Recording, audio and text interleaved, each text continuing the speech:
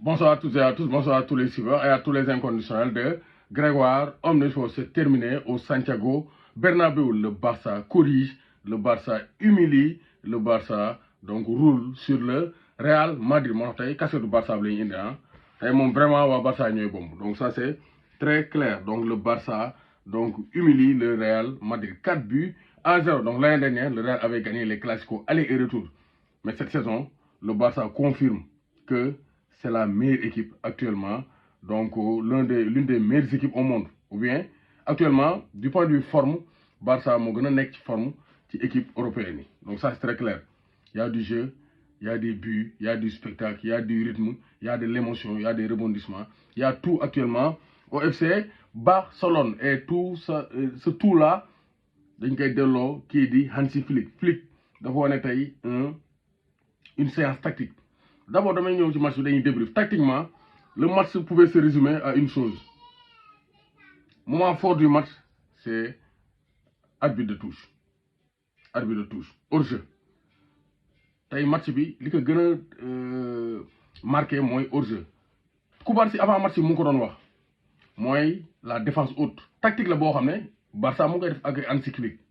ñoom seen défense day sori. Nee na c'est difficile, il y a beaucoup d'efforts à faire, mais coach bi comme moo ko digal dañ koy def te tey ça a marché parce que le Real n'a pas marqué. Ça a marché et le Real n'a pas marqué. Pourquoi le Real n'a pas marqué? À chaque fois ces joueurs sont hors jeu, même si c'est à des millimètres près ou bien picomètres ou nanomètres près. Donc les joueurs du Real Madrid ont été régulièrement hors jeu. Moo tax loolu fait du match là, le nombre de hors-jeu du Real Madrid. Donc tactiquement Hansi Flick donc a bien géré. Premier mi-temps, il y a eu beaucoup d'occasions pour le Real Madrid, mais Mbappé n'était pas au rendez-vous. Voilà, 12 hors-jeu du Real Madrid contre une seule position de hors-jeu pour le FC Barcelone. Donc ça montre la ligne haute et bien faite du FC Barcelone. Pourquoi ma insisté foofu ci ligne bi? Parce que problème de ligne moo indi premier but bi. Le premier but du FC Barcelone a été marqué avec un mauvais positionnement de Ferland Mendy. Parce que du point de vue jeu, premier mi-temps bi le Real a bien géré. Le Real a muselé le trio, surtout Yamal a été bien muselé. Moo tax trio bi doxul. Milieu terrain bi gars yi teg leen pressing, moo tax Fermin Lopez sax gisul, moo tax mu génn seconde période. Donc ça veut dire que le Real a bien démarré. Les 45 premières minutes ont été madrilènes, mais deuxième mi-temps bi dès l'entame donc faille am na parce que Lewandowski dafa laaj à la limite du hors-jeu sur une passe de Casado. Non, Casado exceptionnel, dinañ ci ñëw après. Mais Lewandowski dafa laaj profondeur. Kan moo effacé hors-jeu bi? C'est Ferland Mendy. Li Barça réussir tey défense Real bi réussir ko. La défense madrilène était disloquée en seconde période, ce qui a permis aussi à Barcelone de s'épanouir. Boo gisee but yëpp loolu la. Après ay contre-attaque la, accélération, la défense découverte comme but Lamine Yamal bi. Rafinha jox ko mu contrôle du gauche, but du droit. Lamine Yamal dans l'histoire. Lamine Yamal est le plus jeune buteur de l'histoire du Classico. loolu Lamine Yamal jël na ko. Donc Yamal record. Donc tey Barça c'est une équipe record. Donc le Barça a gagné, a eu sa deuxième mi-temps et le Barça a été réaliste. Donc le tournant du match c'est le réalisme. Le réalisme.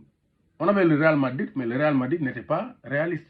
Le Barça a été beaucoup plus réaliste dans ses occasions, même si Lewandowski raté na ay occasions yoo xam ne moo na ko dugal. Mais Mbappé était hors-jeu aujourd'hui. Mbappé action yëpp parce qu'il est trop rapide. Action yëpp hors-jeu la. Même yi nekkul hors-jeu, il a buté sur un excellent Iñaki Peña. Loolu dinañ ci ñëw. Donc Barça gagné na logiquement. Le Barça profondeur, donc accélération, donc décalage. Donc le Barça a marqué sur toutes les positions. Donc ça montre la force du FC Barcelone. Et actuellement milieu terrain bi dafa baax parce que bi Fermin duggee De Jong dugg milieu bi gën a am contrôle. Casado c'est le très haut niveau. Pedri de retour à son meilleur niveau. Frenkie De Jong aussi il revient de blessure avec beaucoup de donc d'avidité, xiif. Donc le virtuose aussi dugg Dani Olmo. Donc vraiment défensivement clean sheet. Donc vraiment Kubarsi, Iñaki Peña c'est le très haut niveau. Mais le meilleur joueur défensif c'est Jules Koundé. Jules Koundé c'est le meilleur latéral droit au monde. Parce que Jules Koundé amul benn excentré bu koy dribbler muy Vinicius muy Nico Williams excentré bu ñëw dajeeg Jules Koundé mu dugalee ci poosam bi. Le rastaman français est imparable, et indéboulonnable et imperturbable. Donc Jules Koundé, c'est le meilleur latéral droit au monde et il a progressé sur le côté droit. Et actuellement, il fait partie des meilleurs latéraux au monde. Le meilleur attaquant au monde actuellement, c'est Robert Lewandowski. C'est le meilleur buteur top 5. 17 buts cette saison. 14 buts, 17 buts, 14 matchs, 17 buts et 2 passes décisives. Donc Lewandowski est impliqué dans 19 buts en 14 matchs. Donc c'est pour dire qu'il a retrouvé son meilleur niveau. Léwi. Tout le monde a 17 parce qu'il a raté beaucoup d'occasions. Donc bien sûr, aussi mu forme, moi Lamine Yamal, donc le plus jeune buteur de l'histoire du Classico, Lamine Yamal. Il marche sur les pas de Lionel Messi. Lamine Yamal marche sur les pas de Lionel Messi. Quel soit alpha, il est décisif. Donc c'est le très haut niveau, Lamine Yamal. Donc l'autre monstre, le meilleur joueur actuellement au monde et futur ballon d'or 2025, c'est Rafinha, le Brésilien. Il est passé par le Sporting Portugal. Rafinha mi moo remplacé Ismaël Sarr. Sarr bi mu quitté ren dem Watford ci la Rafinha mi lañ jënd. Rafinha jóge fi dem Leeds demaat Angleterre toj ñëw Barça. ba nga xam ne Sarr carrière am xaw na am tuuti retard parce que ay Rafinha yi ñoom lañ jënd pour remplacer Ismaël Sarr. Rafinha cette saison c'est 14 matchs, 10 buts et 7 passes décisives. Donc il réalise la meilleure saison, voilà, de sa carrière. Parce qu'il joue le haut niveau, il est capitaine du Barça, il est décisif. Il n'a pas décisif, donc Rafinha confirme. Rafinha yamul fofu Hansi Flick, c'est l'entraîneur allemand. Entraîneur dafa am solo, Xavi mu fi won, mais Xavi il avait des lacunes tactiques pour contrecarrer les grands matchs, les grands entraîneurs. Mais Hansi Flick il est très bon. Déjà ligne défensive, une nouveauté et le jeu direct. Barça léegi dañuy jël rek militaire bi passe mu dugg. Bi Lewandowski bi ban but la lay wan mooy daaw Bayern ak Real Madrid bi Vinicius demee ñëwaat Toni Kroos ne ko demal mu passe ko profondeur la fusée ñëw passe camp yi Lewandowski noonu la def Casado à la limite du hors-jeu la ko passe donc Lewandowski ñëw passe camp yi plat du pied droit. Donc 37 buts en 11 journées de Liga du jamais vu. Le Barça d'Hansi Flick fait tomber le record du Real Madrid de Zinedine Zidane. Hansi Flick c'est un grand entraîneur et il est dans un grand club. C'est pourquoi le Barça est de retour dans la cour des grands. Benen record bi, moi le record du Real Madrid. Bi Real Madrid waron égaliser Barça. Le Real était sur 42 matchs d'affilée sans défaite en Liga.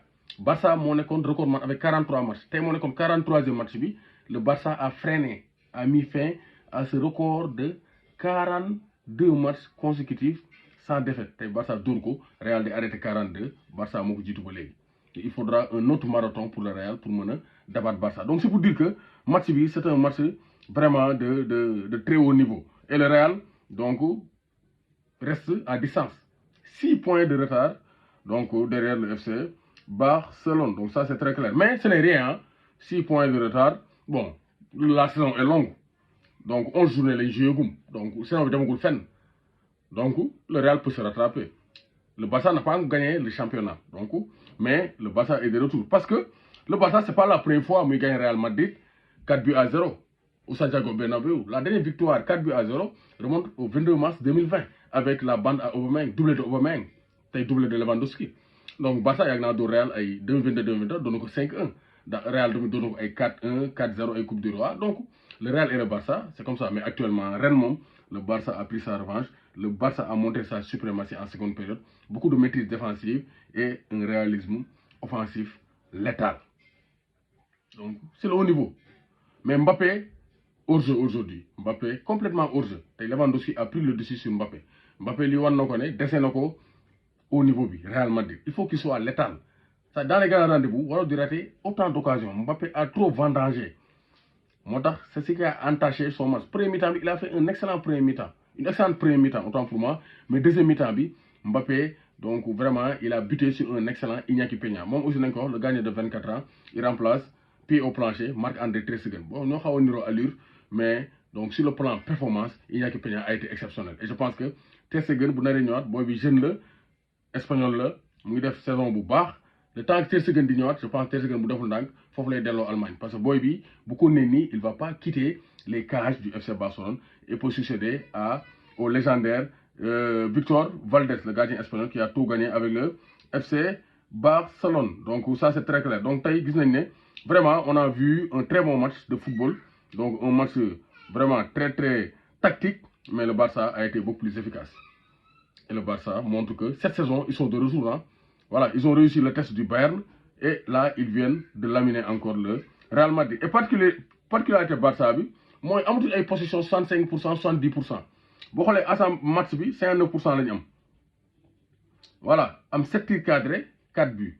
Real 4 tirs cadrés, 0 but.